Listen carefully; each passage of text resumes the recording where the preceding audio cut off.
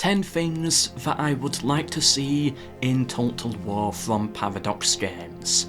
Now, to be clear, I still want these two companies to produce different stuff.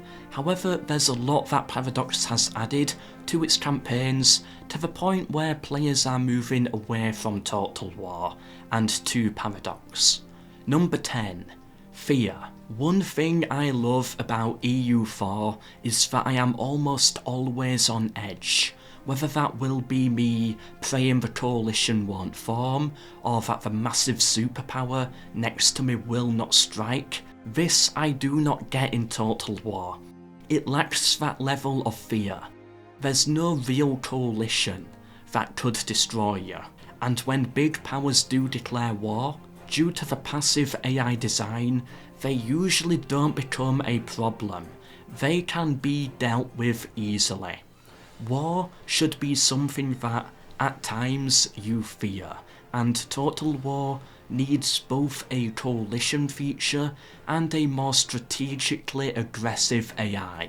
Not an AI that will destroy themselves to get to you, but an AI that will logically weaken you for its own overall grand game. Number 9. The ability not to play as a king. Now this is more of a medieval 3 focus, but it does apply to other areas as well. Rome, for example.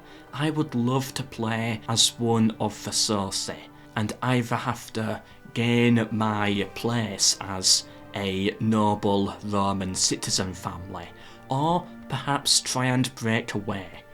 As discussed and explained before, Crusader Kings 3 allows you to play as a duke ruled by a king. The path you take from there is yours. This should, to some extent, exist in Total War, primarily to add that layer of replayability, but should be far simpler. However, it's low on the list as it's not essential. Number 8. Formable nations. In Paradox, these are something to strive for, and often provide new unique mechanics and bonuses to make them worth it. Plus, it's an added historical element, with a load of replayability potential.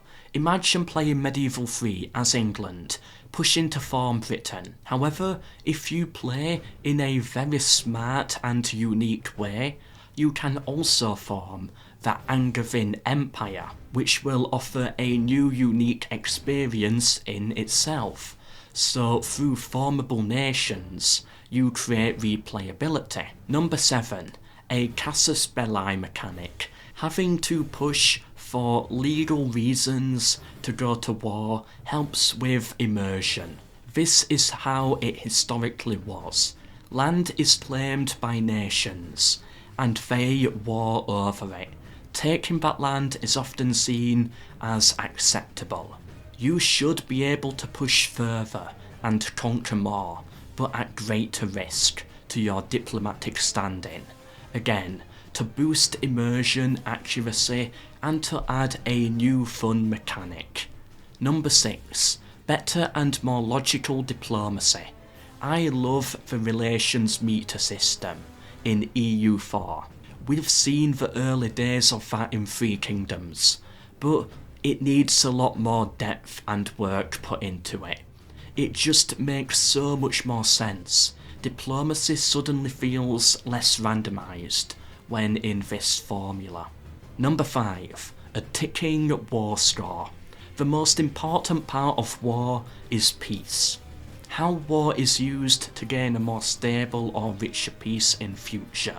And so, peace treaties, I think, need to play a much stronger role going forwards. And to make them a stronger mechanic, it needs to be done like the diplomacy previously mentioned. Logical, easy to understand, and fair. You should then be able to pick and choose, within logical reason, what lands you want to hold, how much money you wish to take, and more. A war score would be essential for this to function. Number 4. Focus trees from Hearts of Iron 4. I've gone over this before, but Imagine Rome, First Punic War. If you conquer Sicily in combat and put enough pressure on Carthage, Carthage will automatically push a historical-based treaty to you. Imagine a focus tree about dealing with Egypt, where you can eventually inherit their kingdom, or a unique focus tree for Carthage, going through all history and alternate history. These will trigger unique events and options that enhance all other areas, political relations, the nations you can form if you stay a republic or go the emperor route, and historical treaties that deepen the player's immersion. Number 3, an extension onto point 7. Casus Belli's, but I think this is more important. Succession wars. Total War needs a way to gain a throne, through marriage and conquest. Through most of our history, the wars and territorial gains have come down to inheritance and the right to rule. If Total War wishes to show the total experience of warfare, then this would be a must. Number 2. Vassals should be actually useful. There's next to no point at all in the newer Total Wars in liberating. One thing I love about Paradox games, especially EU4, is that vassals actually will help you. They have a use, and you can partially control them. Later on into the game, you can keep them or annex them, making them worth it overall. However, in Total War, they just sit there, doing nothing. Then, once you realise they are trash, you have to break your vassalage over them, wait for the truce time to disappear, and then re-invade. It needs an overhaul. And to add, I would like to see my allies actually help out too, but not in a way that steals territory from me. Number 1. A developer once said that it is Total War. It should be all about war. But I believe that the developer's translation is wrong. Total War should be about the total experience of warfare. And what is warfare without peace? Total War needs more options for playing less aggressively. More metas than just to conquer. A way to conquer through other means, such as playing tall, developing cities, becoming wealthy, spreading influence and culture. Total War needs a way to play like this.